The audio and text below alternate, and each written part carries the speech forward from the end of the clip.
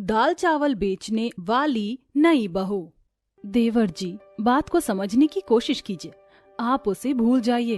भाभी, मेरे लिए मीरा को भूल पाना नामुमकिन है। पर देखिए भाभी, मैंने माँ को मनाने की वजह से आपको मीरा के बारे में बताया है। अगर आप भी मेरी कोई मदद नहीं करना चाहती हो तो साफ साफ बोल दो।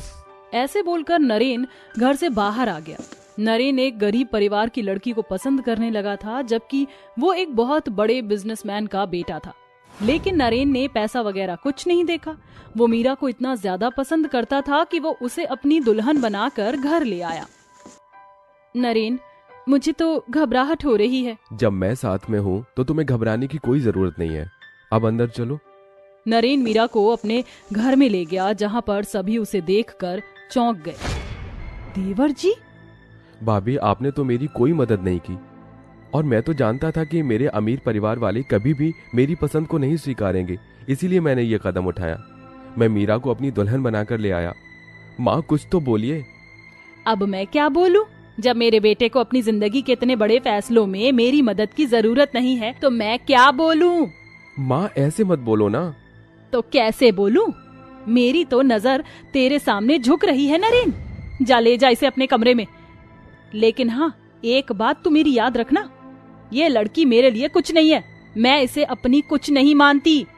पर माँ, मीरा बहुत... बस कीजिए देवर जी, इसे ले जाइए, वरना कहीं इसे देखकर माँ जी का बीपी हाई ना हो जाए। नरेन मीरा को अपने कमरे में ले गया। बेचारी मीरा को घर में नरेन के सिवा किसी ने भी नहीं अपनाया था, लेकिन मीरा ने इस बात का भी बुरा नहीं माना। इसी तरह से एक दिन खत्म हुआ और अगले दिन, हे, तुम्हें किसने इजाजत दी हमारे घर की रसोई में घुसने की? जेठानी जी, क्या अपने घर की रसोई में जाने के लिए भी इजाजत चाहिए? व्हाट द हेल, क्या तुम्हें ये अपनी रसोई लगती है? अब मैं भी इस घर की बहू हूँ तो जाहिर सी बात है कि ये रसोई मेरी भी है। अरे तुम्हारी जुबान तो बड़ी तेज चलती है। रुको, अभी मैं तुम्हारी हरकत के बारे में माँ जी को बताकर आती हूँ। सिया बस बाहर जा ही रही थी कि तभी एकदम से उन दोनों को ही बड़े शोर की आवाज सुनाई दी और वो दोनों ही रसोई से बाहर निकल आईं। देखिए इंस्पेक्टर साहब, हम कोई चोर नहीं है और ना ही हमने कोई बेईमानी की है। आप मेरा यकीन कीजिए। हमारे सामने बातें नहीं, सबूत काम आते हैं। और आपकी कंपनी का बही खाता बता रहा है कि आपने ये सारा पैसा फ्रॉडिंग से कमाया है, इसीलिए हम आपका सभी कुछ नीलाम कर रहे हैं। आप हमारी मेहनत से बनाए हुए घर को हमसे नहीं छीन सकते हो। इंस्पेक्टर, प्लीज मुझे थोड़ा सा समय दे दो। मैं ये साबित कर दूंगा कि हमारे ऊपर लगे हुए सारे इल्जाम झूठ हैं। आपका दिमाग मोटा है क्या? मैंने कितनी बार बोला है, सरकार जबान पर नहीं सबूत पर भरोसा करती है। कोई सबूत है तुम्हारे पास कि तुम बेगुनाह हो? नहीं ना, तो जल्दी से इस घर से निकल जाओ, वरना मुझे भगाने का दूसरा तरीका भी आता है। नरेन ने पुलिस वाले को समझाने की बहुत कोशिश की, लेकिन उसके पास खुद को बेगुनाह साबित करने का कोई भी सबूत नहीं था। इसीलिए पुलिस ने उसके ऊपर विश्वास नहीं किया। बेचारे नरेन को उसी की कंपनी के चार्टर्ड अकाउंटेंट ने फंसाया था, जिसकी वजह से वो ना चाहते हुए भी नरेन को अपना घर छोड़ना पड़ा और वो अपनी माँ, भाभी, बीवी के साथ एक छोटी सी झोपड़ी में आकर रहने लगा। लेकिन वो भी इतनी आसानी से हार मानने वाला नहीं था। नरेन ने अपनी कंपनी के अकाउंटेंट्स के खिलाफ केस शुरू करवा दिया था। चिंता मत करना माँ, आपका बेटा उन गद्दारों को ऐसे खुलेआम नहीं जीने देगा। मैं उन सभी झूठों को सलाखों के पीछे भिजवाकर अपना सब कुछ जरूर समेट लाऊंगा। नरेन ने अपनी माँ से ऐसी बातें करके उसे दिलासा दे दिया। मन तो नरेन का भी बहुत परेशान था, क्योंकि अब ना तो उनके पास पैसे थे और ना ही कुछ खाने पीने का सामान। अचानक सब कुछ छिन जाने की वजह से पूरा ही परिवार चिंता में आया हुआ था। अब जो छिन गया, मुझे उसकी चिंता नहीं, मुझे चिंता हो रही है अपने आज की। आखिर अब हम अपना गुजारा कैसे करेंगे? नरेन, तुझे भी कोई काम नहीं आता है और मैं नहीं चाहती हूँ कि तू कोई मजदूरी करे। सभी ऐसे सोचकर चिंता में ही थे कि तभी मीरा के मन में एक विचार आया। बुरा न माने तो क्या मैं कुछ बोलूं? जरूर, इतना सोच क्यों रही हो? नरेन जी, मैं सोच रही थी कि क्यों ना मैं कोई काम शुरू कर लूं। कैसा काम? दाल चावल बेचने का। वाह वाह वाह, तुम्हारी अक्ल तो बड़ी तेज काम करती है। अरे बंद दिमाग की लड़की, यहाँ अपने खाने के तो लाले हैं, तू दाल चावल कैसे बेचेगी? मैं कुछ सोच कर ही बोल रही हूँ माँ। मेरे पास नरेन जी की मुझे शादी से पहले दी हुई एक हीरे की अंगूठी है, उसे बेचकर हमारे काफी सारे काम पूरे हो सकते हैं। बोलिए, क्या मैं ऐसा करूं? अगर हमारा काम चल गया तो आप अच्छे से अच्छे वकील से अपना केस लड़वा पाओगे हो सकता है यही काम हमें हमारा पुराना काम वापस दिला दे। मीरा का आइडिया सभी को पसंद आ गया और उन्होंने ऐसा ही किया। नरेन ने ले जाकर मीरा के हीरे की अंगूठी को बेच दिया और उससे मिले कुछ पैसों से उन्होंने दाल चावल बनाने का सामान खरीदा और कुछ पैसों से वो घर का राशन ले आए और बाकी के बचे हुए पैसे मीरा ने रजनी को दे दिए। माँ जी, ये पैसा आपके हाथों में सबसे ज्यादा सुरक्षित है। अपनी सास को पैसे देकर मीरा ने माता रानी का नाम लेकर दाल चावल बनाए और उन्हें अपने पति के साथ एक चौराहे पर बेचने निकल गई। अब आप देखना, लोग हमारे चावलों की खुशबू सूंघकर यहाँ खींचे चले आएंगे। मीरा ने जो बोला था वही हुआ। कुछ ही देर में उसके दाल चावल के ठेले पर ग्राहकों की भीड़ लग गई और सभी को उसके दाल चावल बहुत ही ज्यादा स्वादिष्ट लगे। अरे बड़े दिनों बाद घर के खाने जैसा स्वाद मिला है, अब तो यहाँ पर रोज आया करूँगा। लोग मीरा की जी भर कर तारीफ करते हुए जा रहे थे। मीरा बहुत खुश थी और साथ ही पहले ही दिन उसकी कमाई भी काफी अच्छी हो गई थी। अरे वाह मीरा, तुम्हारा आइडिया तो वाकई में सुपरहिट था। मैंने बोला था ना। शाम तक मीरा के सभी दाल चावल बिक गए और वो दोनों खुशी खुशी घर लौट गए। अब से मीरा रोजाना वहीं चौराहे पर अपना दाल चावल का ठेला लगाती थी।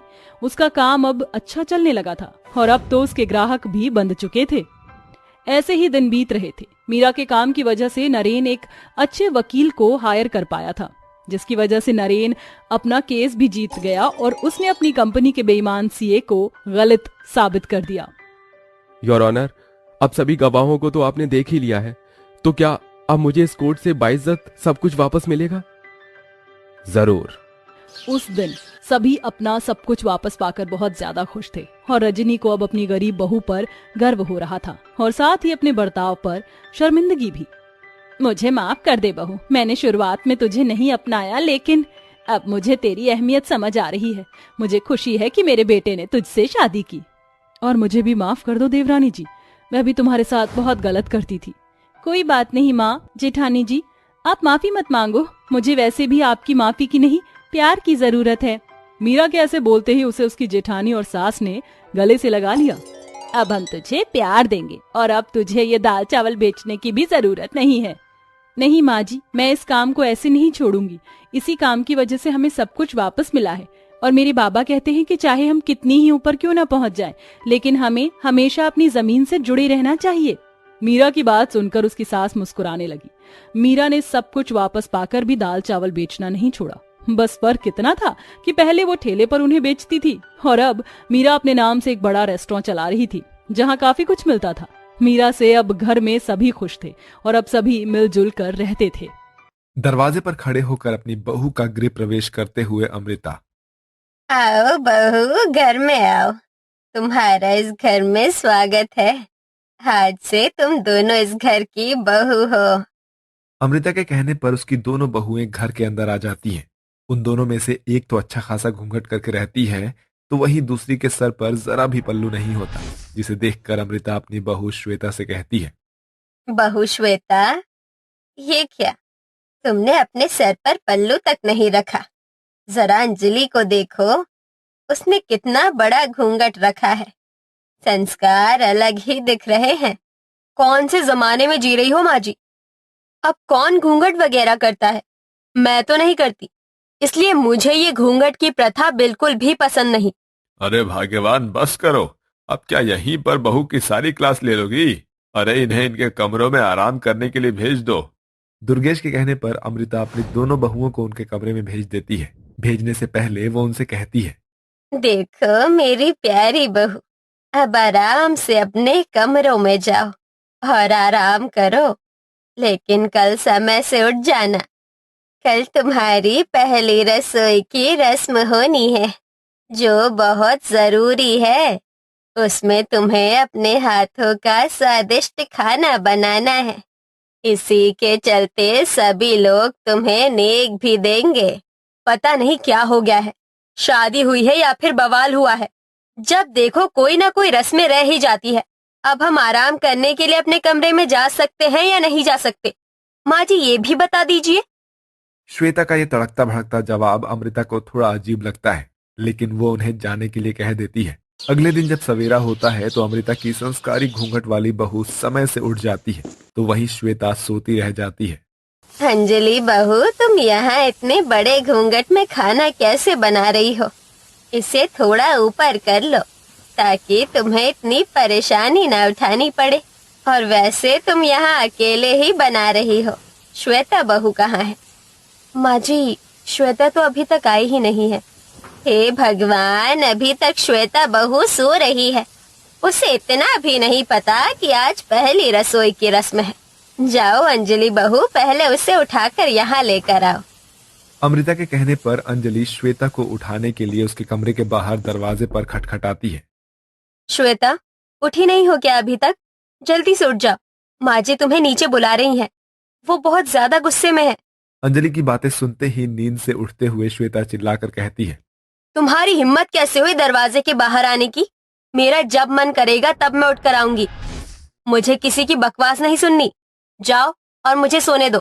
ऐसा कहने के बाद श्वेता दोबारा से सो जाती है, जिसके बाद बेचारी अंजलि चुपचाप वापस से रसोई में आती है और अपनी पहली रसोई की रस्म को पूरा करने लगती है। उसका सारा खाना बनने के बाद श्वेता अपनी नींद से उठती है और फ्रेश होकर छोटे छोटे कपड़े पहन लेती है, जिसके बाद वो सभी के सामने आती है। हे प्रभु, हे जगन्नाथ, हे ईश्वर, हे परमेश्वर, ये सब क्या चल रहा है मेरे घर के अंदर? अरे बहू, तूने ये कैसे कपड़े पहने हैं, जरा देख तो सही। अगर किसी ने तुझे इतने छोटे कपड़ों में देख लिया तो हमारे घर की कितनी बदनामी होगी। तुझे हमारी इज्जत का जरा भी ख्याल नहीं है क्या? कौन से जमाने की बातें कर रही हो माँ जी? आजकल तो ये सब फैशन है, फैशन। और मैंने इतने छोटे कपड़े भी नहीं पहने। ये वन पीस ही तो पहना है और ऊपर से मेरा वन पीस घुटने तक है। बहू, तू तो कुछ ज्यादा ही मॉडल निकली।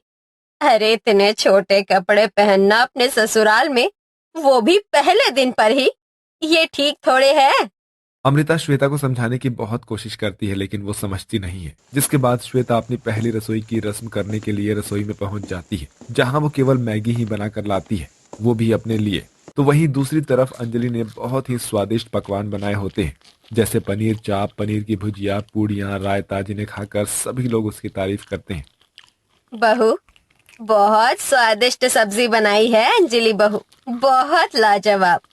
तुम्हारे हाथों में तो जादू है अंजलि बहू, बहुत स्वादिष्ट लग रहा है ये खाना। अरे माँ, आपकी बहू घूंघट तो बहुत बड़ा करती है, लेकिन इसी के चलते सारे काम भी बहुत अच्छे से करती है।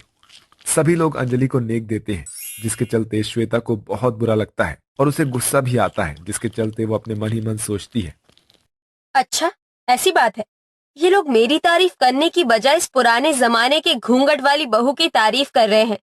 मेरी जेठानी ने इतना भी अच्छा कोई खाना नहीं बनाया जितनी इसको तारीफ मिली है। अब देखती हूँ कल से सब लोग इसकी तारीफ कैसे करेंगे।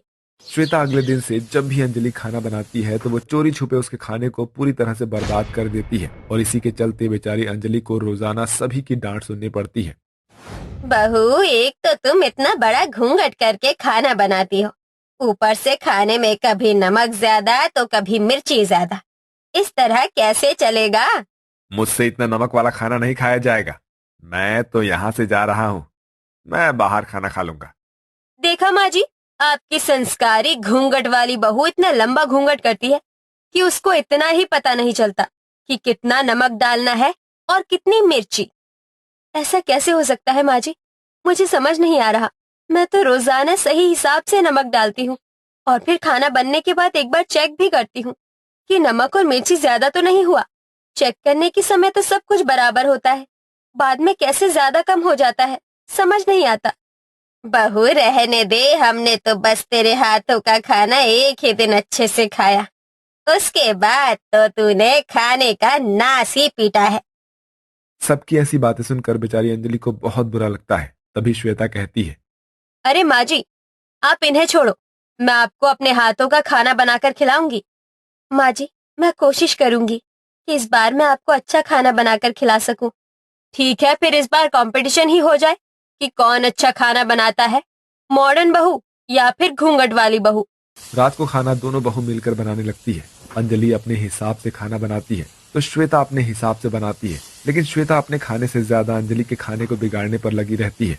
जैसे ही वो यहाँ वहाँ होती है तो उसके खाने में मिर्ची ज्यादा कर देती है तो कभी नमक। ऐसे ही दोनों बहू पूरा खाना बनाने के बाद टेबल पर लगा देती है। जैसे ही घर के सभी लोग श्वेता का खाना खाते हैं तो सभी बुरा समूह बना लेते हैं।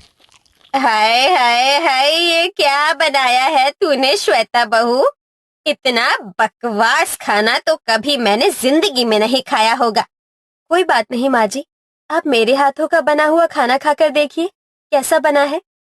अंजलि के कहने पर सभी लोग उसके हाथों का बना हुआ खाना खाते हैं, जो कि सबको बहुत ज्यादा स्वादिष्ट लगता है और वो सभी उसकी तारीफ करने लगते हैं।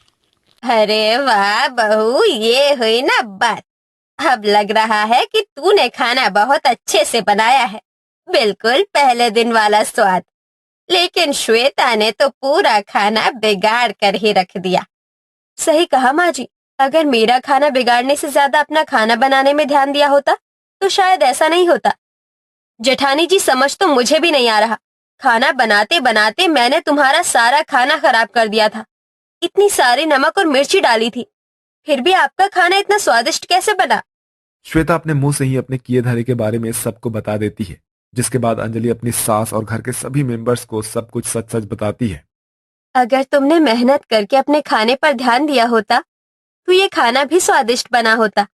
लेकिन तुमने हर बार मेरा खाना बर्बाद किया और मुझे डांट खिलाई। ये तुमने अच्छा नहीं किया। मुझे तो यकीन नहीं होता बहू कि तुम ऐसा कर सकती हो। अरे, दूसरों को देखने से अच्छा है कि अपनी क्वालिटी पर ध्यान दो। सच्चाई सामने आने पर श्वेता को अपनी गलती का एहसास होता है और वो सभी से माफी मांगती है। आपने सही कहा, मुझे ऐसा नहीं करना चाहिए था। मुझसे गलती हो गई, आइंदा मैं ऐसा नहीं करूंगी।